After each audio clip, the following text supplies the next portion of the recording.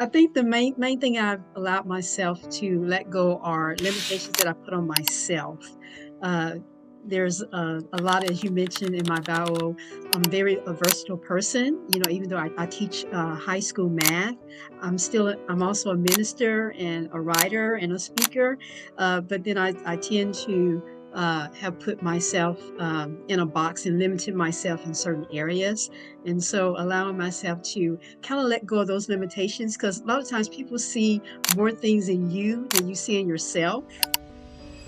Welcome to Allow Yourself podcast. Here, remember, we let go of labels and allow our understandings to flow. No matter your gender, your faith, or political view, you belong in this conversation. Because when we allow to listen, we grow. And today we have an amazing guest, Dr. Shawna Dixon. She is a minister, author, educator, and speaker whose passion for teaching and faith shines through everything she does. With a strong background in education and mathematics, Shona inspires students and readers alike through her wisdom and words. Her mission is to uplift, enlighten, and guide others towards growth, purpose, and fulfillment. So, welcome, Dr. Shona. So, very honored to have you in my program. Yes, thank you. And thank you for having me and for inviting me. Um, we, I always like to ask when you hear the words allow yourself, what comes to your mind? What comes to my mind is to uh, let go or release things that we tend to hold on to count the things that tend to keep us in a box or to keep us from growing, to let go of those things and to just allow ourselves to be free, to be open, to be able to pursue the things that we really feel deep in our heart that we're being led towards and that we're being led to do. Beautiful. It's a beautiful definition. So, what have you let go to allow yourself to be free, to become who you are now? But because all of us have obstacles and we've been having so many layers in life that we have to realize that we have to let go and learn to allow ourselves to be. I think the main thing I've allowed myself to let go are limitations that I put on myself. Uh, there's a lot, as you mentioned in my bio, I'm very a versatile person. Even though uh, I teach high school math. I'm also a minister and a writer and a speaker. But then I tend to have put myself in a box and limited myself in certain areas. And so allowing myself to kind of let go of those limitations, because a lot of times people see more things in you than you see in yourself. And so it's just allowing myself to just be uh, all the things that I am and not limit myself to certain aspects and certain segments. Can you give us some specifics? What did you let go? For example, something that really kept you in your box, because even today, to allow ourselves and to be completely free, we have to, every single day is a process to let other things and realize, I can allow myself. So, what specific thing comes to your mind when you think about limitations that you'd let go? One specific thing would be as I've come into this new space of writing and being an author, and one specific thing is the imposter syndrome. Uh, Saying to myself that there are authors who have been writing longer than I have, or they have more connections than I have. And so letting go of that and just being able to embrace this new season and to connect with individuals that will that I can learn from, and then I can grow from on this path in terms of this new season. So just kind of letting go of that. I don't belong in this space. Yes, I have something to say, and but still thinking that there are others who have more to say than I do. So just kind of letting, and it's been a process. It's been a process of just letting go of that particular mindset per se. It's a hard one. It's Yes. we tend to, especially women, we tend to minimize ourselves, that we don't have a voice, that others are more important than us. Who's going to read my book? Who's going to listen to our talk? And who can I inspire? But we have that mission in life that we come here and we all have a voice. But it's very hard to let that go, as we are trained, indoctrinated, uh, I don't know, domesticated, I'll call it, Yeah. that especially women, that we are trained to be seen but not to be Yes. heard, so that our voice is not as important as others. So it's definitely a process to open our minds, and it's it's hard to believe that we're important too, right? Is Yes. Yes, that yes, yes, especially when you have grown up in that type of culture to where, as you say, to be seen, even though you have, gifts and skills and talents, but to kind of minimize yourself so that others, feel more important, or to give your skills and talents to help others, and that you're pushing others forward and you yourself are in the background. So letting go of that whole mindset and that whole culture that comes along with that mindset. But it's really interesting what you say, that has been hard for you, and I'm telling you why. Because you teach high school students, so they see you and they hear you all the time, and you are on their pedestal. She knows math. She's my math teacher, and math, especially, that it's so difficult for so many people, no, to, again, it's a training process. That Yes. math is difficult and you really have to do an effort to understand. And so you are already seen and you're already heard. But you see, according to what we have been trained, there is the principal in the school, and there is the mayor, and there is the whole school. So I'm just one a little piece there, who will know what about my story, and a pastor. So you probably speak also with audiences, and that's your comfort zone, let's say. But writing became another thing. It's going global. It's being bigger. Yes, I can understand. So how do you see yourself breaking that limit of being global and not just school, community, family person, to become the one that makes a difference?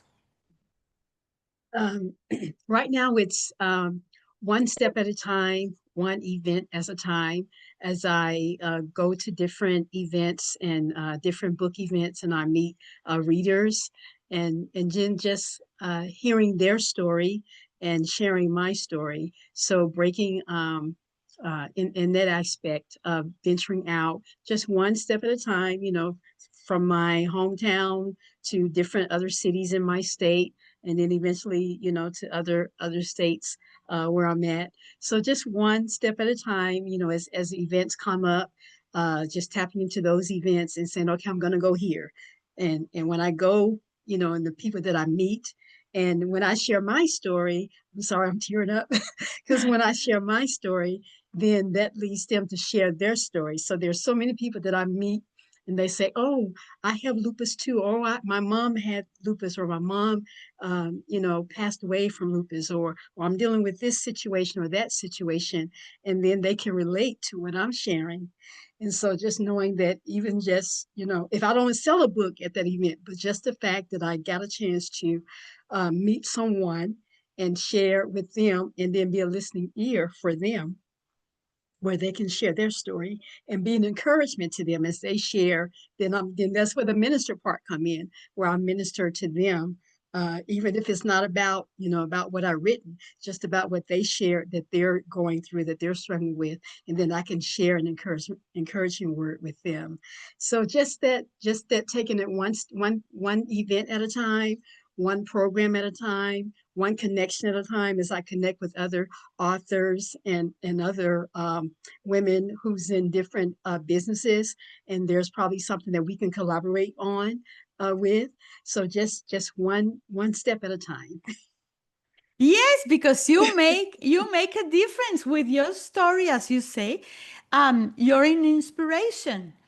And I go back to the part that we minimize ourselves and we want to remain in our cocoon before the butterfly start flying.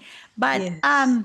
there is so many people that are inspired by the small stories or by the big stories, but by our own stories, that we can really make a difference. You know, um, the power of one Mhm. is so important, because there is a saying that if you change the life of one person, it's like you change the life of the whole world, right? Yes. So it's that one step at a time, one day at a time, one person at a time. If it's one person per month, it's 12 people a year. If Yes. it's one Yes. per week, is 52. I know Yes. math, you see. Yes. And, and if it's one day at a time, it's 365. So, yes. So that multiplication. And one of the things that I really like about making a difference, especially with women, is that we women, even if there are a lot of men like that too, but we're, as mothers, as women, we are multipliers. We share with our friends, we share with our kids what's going on. So what we learn, we share. It's not just about me, it's about sharing, about community, about friendship, about family. So it's so powerful what you're saying. And what do you see when you go to the readers, to the events, to the writers? What do you see in each one of the people there when they share, or when they write, or when they read? What do you realize? What's your realization there? As far as for the other writers and authors, that they are sharing their story, and everyone story has a message for someone else, or that someone else can relate to. And when it comes to the readers, I kind of see myself in the readers, because when I go to the bookstore, it's like I'm looking for a certain book. And so I'm looking on the shelves until that certain book pop out at me. And so I kind of see that in the readers that are coming to the events. They're looking for something to speak to a situation that they're facing, or to a relationship that they're in, something that they're going through, or even just something, encouraging, whether it's on their spiritual growth, and they're looking for something else, to continue to grow further in that. So that's what I see in the readers. They're looking for something, for that one thing. Wait, that why? My just pop an idea now. So why can you join your numbers and your math to stories, to read, to books that are based on numbers, or stories about math, because it's a whole world, and math and philosophy go together. So I know some mathematicians that are philosophers, so that's why I'm saying that just an idea that to allow yourself to be that one like this, no, together math, uh, pastor, reader, writer, no. So just an idea. Yeah. and Yes. Yes. when the pressure out there is high and loud, how do you come back to your center, to your core, to yourself? I am a withdrawer where I just kind of retreat to myself, um, kind of unplug from things that are going on, and just kind of take that time to be with myself, be by myself, to get some clarification on whatever it is that may be going on, or um, that I had to kind of take a step back from.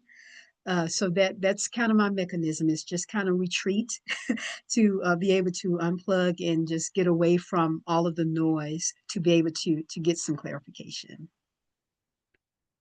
Amazing, amazing, because without that, I call it pause. Without that pause, that we first silence the outside in order to listen to our inner voice, is very hard to change and is very hard to align. Because usually, when we are bombarded with the noises outside, of the voices outside, it's very hard to listen to our whisper or to put our head, our mind in order.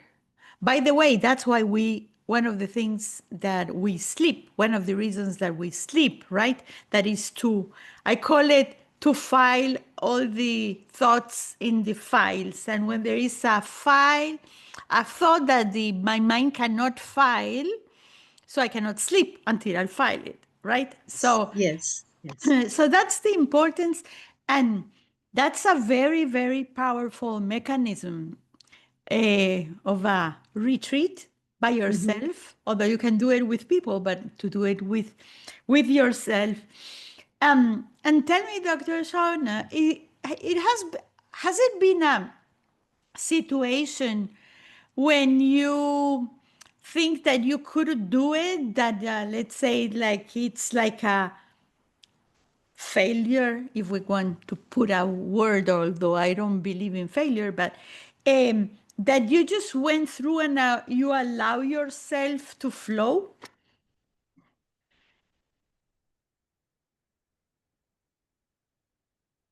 Um, there's a lot of situations or times when I was speaking where what I had prepared, or what I had studied and prepared, when it came to time to speak, where I was a little hesitant.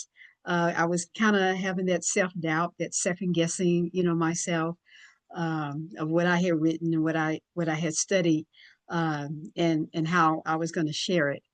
Um, and then I always have the self doubt when it comes to sharing out my writings, especially on like social media. I'll write something, a meditation when I'm in my room writing. Oh, this is good.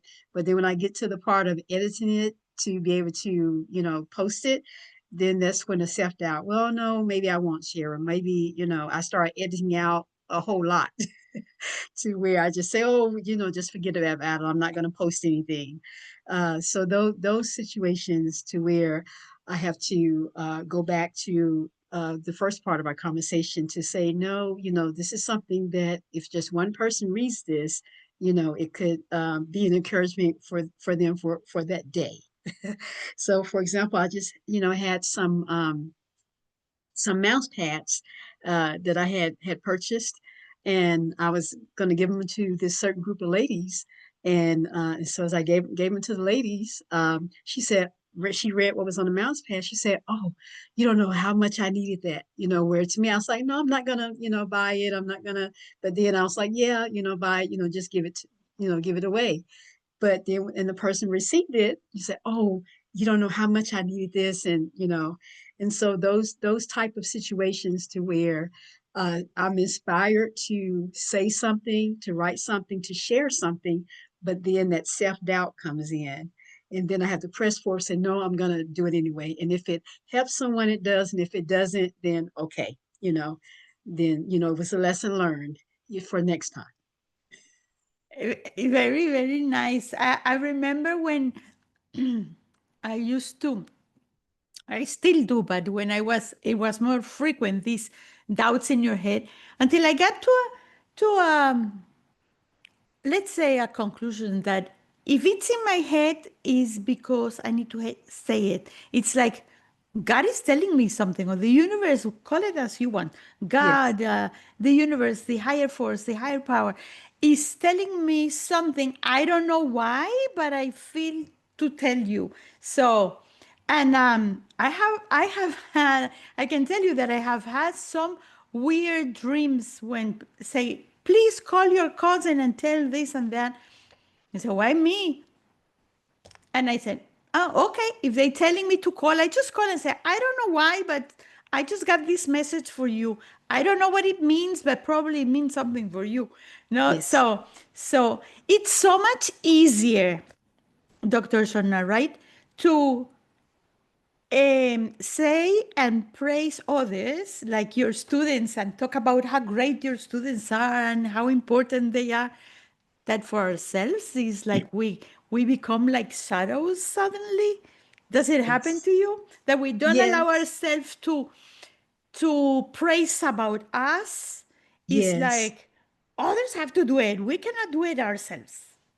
Yes, it's almost like I know for me it has been not wanting to brag per se, on myself, so in that, kind of goes back to minimizing the things that I can do, the achievements that I have made, because I don't want to brag, even when it came to,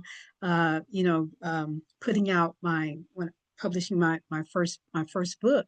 Yes, I published a book, but then I kind of wanted to, like, not really want to boast or brag about it, but just say, yeah, I published a book. So, But if we don't, if you don't say, nobody will yeah, know. I remember once a friend told me that's not something you're supposed to say. That's something the others are supposed to say. So I said, oh, yeah, that's true. But I have no grammar anymore. So I have no grammar to say the things nobody will say them if I don't say them. So nobody will know. I'm just letting them know that I wrote a book, that I do this, that yes, I can help. If they buy it, perfect. If not, nothing happened. But yes, they cannot yes, buy it if they don't know that it exists there. yes, So yes, so yes, I use I don't have a grandma anymore. So I need to say it myself. But we have been, I call it domesticated, like as I said Mhm. before, not to brag about ourselves and who knows what we are doing and the perspective from the point of view we are doing it, if we don't say it, if we don't talk about it, if we Mhm. don't share it. It's not to brag, it's just information. So, Yes, yeah. yes, and it's a way to, and I'm coming to learn to um, let it be known what you do, what your purpose is, how you serve others, in a way that is not bragging and is not boasting.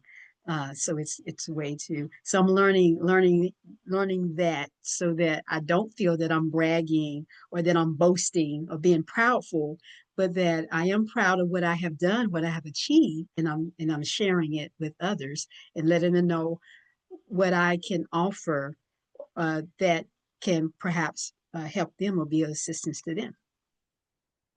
Yes. So you're getting to the point of allowing yourself to tell who you are unapologetically, right? Yes, Just yes, I am growing to I'm growing into my womanhood, I should say. I'm growing to be a mature woman, to just be, to just be who I am, and to just allow myself to be that woman that I am growing to be and that I have grown to be. So I'm growing from that uh childhood stage to being a woman. So even despite my age, I'm growing into my womanhood. it's because we have been taught that talking about ourselves is to be arrogant. And Yes, and we can talk about ourselves still being humble, still yes, being, this is what I have done, this is what I have studied, this is what I have achieved, but I'm one more of the system, no, of the wheels, that yes, it's not that I'm more than anybody else or less than anybody else. I'm just be allowing yeah, myself to stay in my place without harming any other. yeah, Um, it's just, we have not been taught that there is room for everyone. We don't have to compete. We can share instead of compete. And when we share, we grow. I said, when anybody puts themselves in competition, they always lose. Always, yes, because there is always better people and there is always worse people, worse scenarios. So, uh, I was saying in one of the podcasts that we tend to think that the grass of our neighbor is greener all the time. But we haven't seen all the work they have done in fertilizing it and taking all the weeds and uh, right, and yes, all the watering. We don't see that. We just see the end result. So, and for yeah. us, we are not in our end result, so we cannot see it. Yes, yes, yes. I wholeheartedly agree. Yes, that um, we all have something to give, something to contribute to the whole picture of humanity. And when we know what our part is, what our purpose is, how we the part that we play, where we fit in this overall scheme of humanity, then like I say, there's no competition because we all have something to do, all have a part to play, and when all of our parts come together, then that makes everything work. Good, amazing. Can you tell us with your students, because I'm very curious, if you're a math teacher, because I really admire my math teacher. I do a lot of Sudoku, so I like to play with numbers, although I didn't. Yes. I was very good. I was very good in math in school and physics, but I didn't go that way. I went to Okay. behavioral sciences. So, um, when you're in with your students, what message would you like to give them, or you give them, in order to allow themselves to grow? What do they have to do to allow themselves to grow? I think it first starts with the mindset, having a growth mindset that despite my circumstances, despite the situation, despite my family, my background, that whatever I set my mind to, I can achieve. And that is the example that I want to be to my students, which is why I went back into the classroom because I had been teaching remotely for a couple of years. And so I decided to go back into the classroom so I can have that more face-to-face interaction with students and to let them see an example of someone, despite your background, despite your upbringing, despite the limited resources, that anything is possible. You put your mind to it. And so here, uh, someone who has a PhD that's teaching you mathematics as your example that you can do whatever you want to do. That and just like I said, despite your resources, we can find resources to help you achieve what you want to achieve. There's so many opportunities out there. It's just a matter of being able, a matter of knowing where to go, where to find them, and how to tap into those resources so that you're not limited, to where you were born, who your family is, where you live. You're not limited. Whatever you want to do, we can get it done. Yeah, that's a very, very powerful message. Yeah. The only challenge is to really believe it. Yes. Because you start talking with the people, with your students, or I don't know, in your community, and they say, yes, but, right? Oh, Yes. money is not a limitation. Yes, but you say that because you have it. One of the answers that I get. Oh, but I don't have time. I have two. I have four kids in the house and a husband and I work and I have no time. So yes, but all the time, right? The excuses come after that, and um, I like to cut that but. You know how? You, would you like to know how I cut the Yes. but? Yes. I Yes. said, okay, I already heard all the reasons why not. Now tell me why yes. Okay? So why Yes. yes? I don't want to hear anymore. Why not? Why then? Yes. Yes, because usually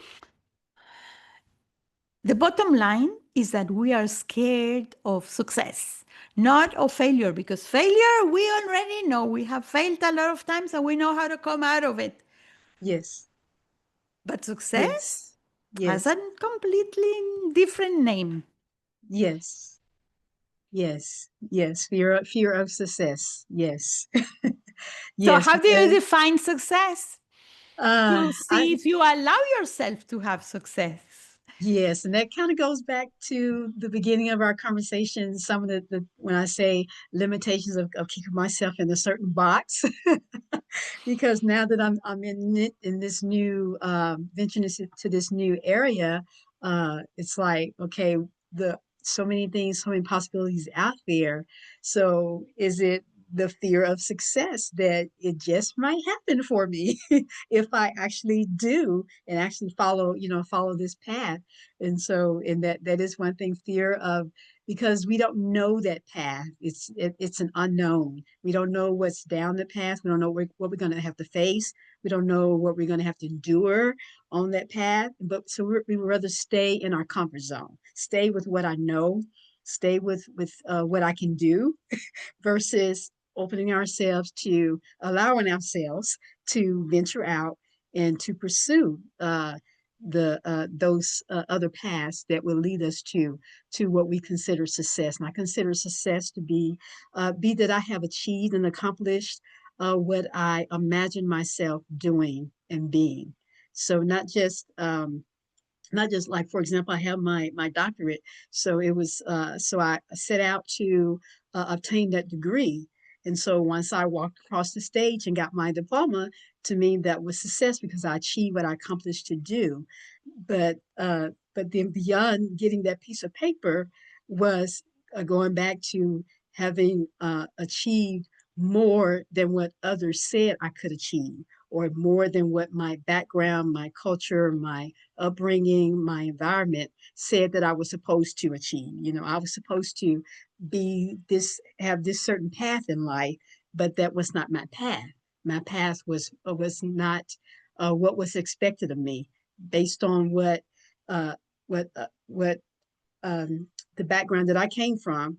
I was not supposed to be a PhD teacher, teaching high school. I was supposed to, still be living in a low income and those in that type of situation. So success is not just achieving. Single mother, Yeah, with yeah, stamps and five whatever. kids Yes. by five different men. Yeah. Yeah, Yeah. yeah, that wasn't what I fell into. So I consider success even overcoming odds.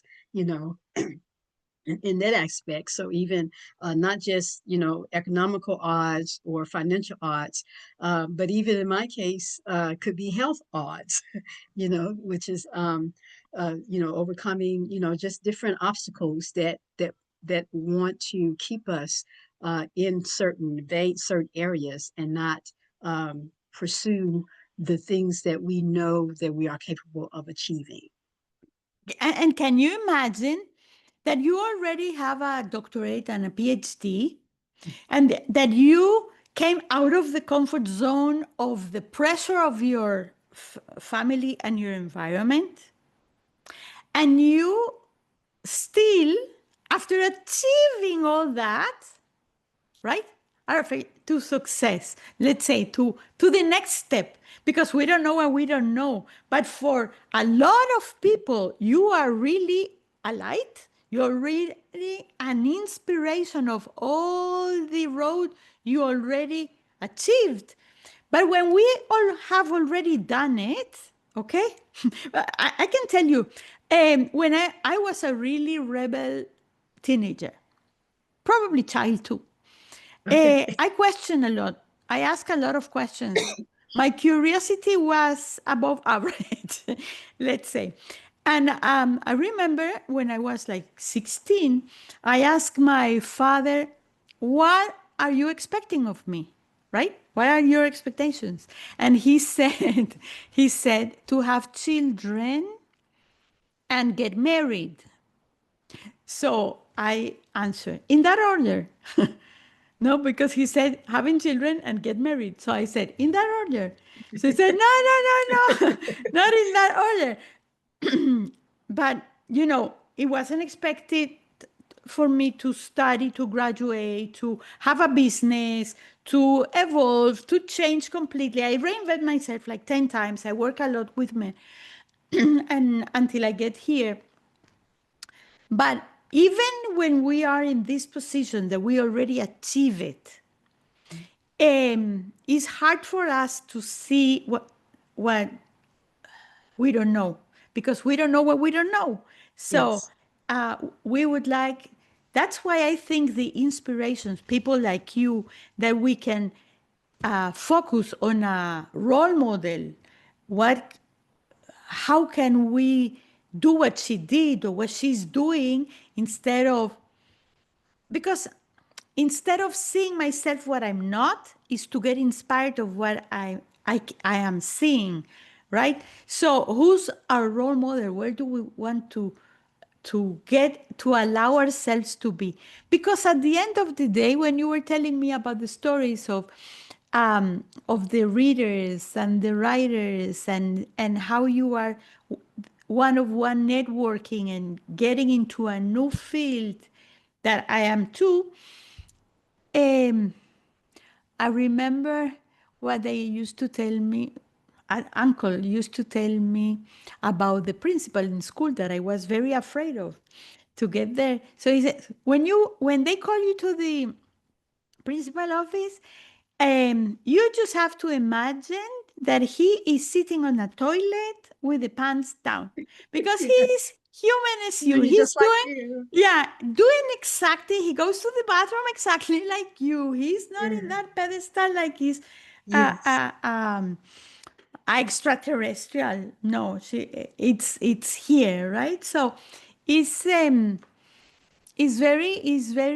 interesting, that point, that each time that we go one step up, we are in the same situation again. We are right, like in the cocoon. We need to learn who are we people, who are we, who are the people that we are with, what is how this is managed, how did they enjoy themselves, what is the no? It's a Yes. completely different way of seeing. Yeah. So, um, beautiful. Um, if you would go back to your teenager stage, what would you tell Shawa to allow herself to be that you didn't have back then? I would I would tell her to allow herself to pursue her passions, her creative passions, um, and not be bogged down by academics.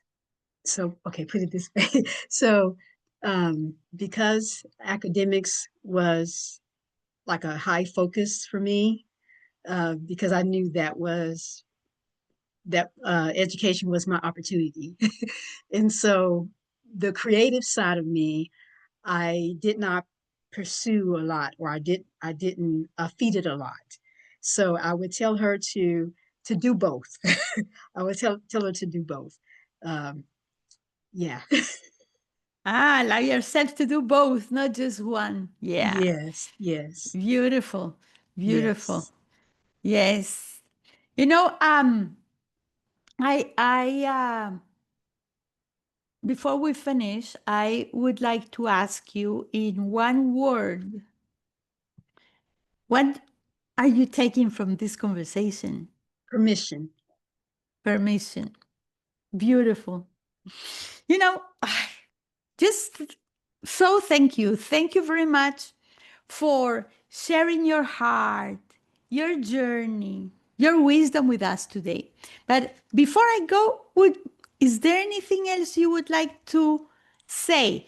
By the way, if you want to know more about Dr. Shawna Dixon, you can look at her in her website. She has a very interesting website that it's called Shawna M Dixon, SHAWNAMDIXON.com. And then you can know much more about Shona and ask her and contact her. So, would you like to say anything else?